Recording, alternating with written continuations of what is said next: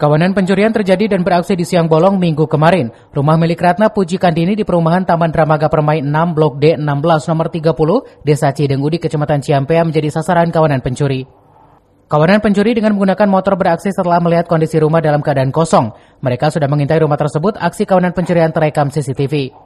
Seisi rumah diobrak-abrik dan berhasil menggondol laptop dan sejumlah perhiasan. Beruntung dua motor milik korban tidak dibawa kabur. Kini korban melaporkan kejadian tersebut ke Mapolsek Ciampea.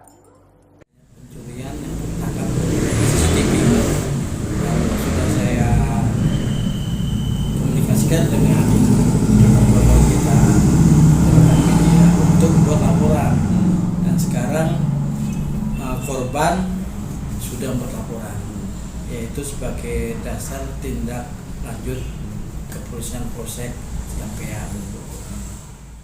Siap media antisipasi agar tidak terulang kembali, ya kita harus bekerjasama dengan dengan security komplek tersebut, kedua dengan RT RW, dan di desa itu ada Babin Kamtipmas, ada Babinsa, dan ada Pol PP. Mungkin bisa dikomunikasikan. Ya, kita saling bekerja sama lah untuk mengatasi masalah pencurian ini.